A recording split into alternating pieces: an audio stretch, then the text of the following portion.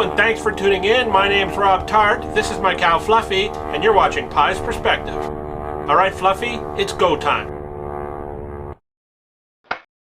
A New York man named Louis Scala earned his living as an ice cream vendor. So he sold ice cream to the public from his ice cream truck. Now also available from Louis along with various types of ice cream were oxycodone pills, or oxycodone.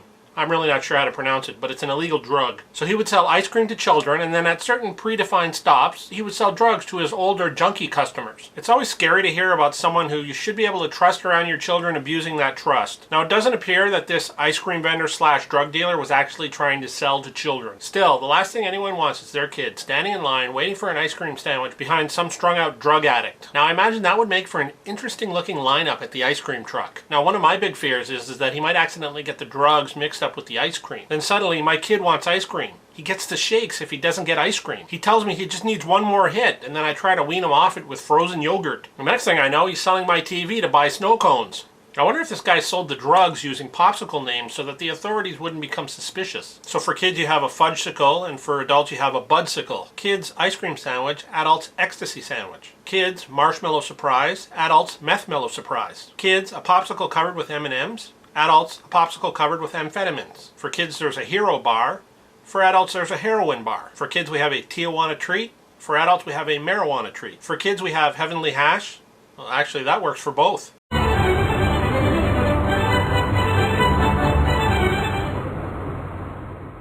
Alright, who wants ice cream? We have the thumbs up-sicle, the subscribe-sicle, the 3-flavor fave-sicle, and the comment on a stick. Please help yourself to anything you like.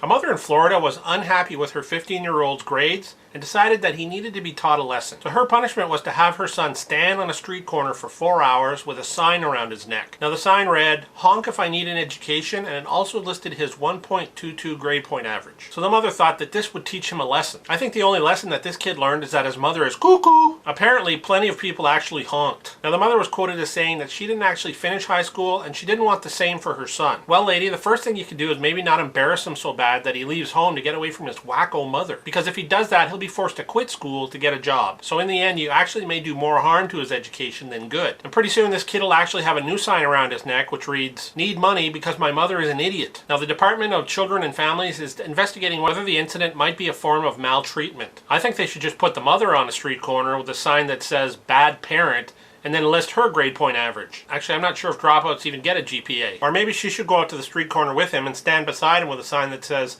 "The apple doesn't fall far from the tree." It would have been really great if the sign was misspelled, but alas, I was not so lucky. I'd really hate to see what this lady comes up with for more serious offenses. What if this kid gets caught boozing it up with his friends? Is she going to have the word alcoholic branded on his forehead? Or what if he gets caught smoking pot? Is she going to force him to wear a Dopey from the Seven Dwarfs costume to school for a month? Or what if he gets caught having sex with his girlfriend in his room?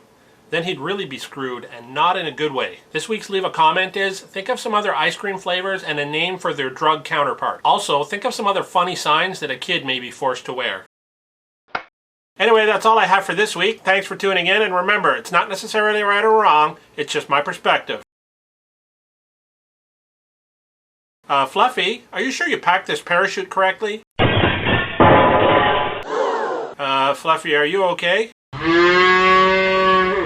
Oh, thank Bovine for that. Also, so he would sell ice cream to, so he would sell standing in line behind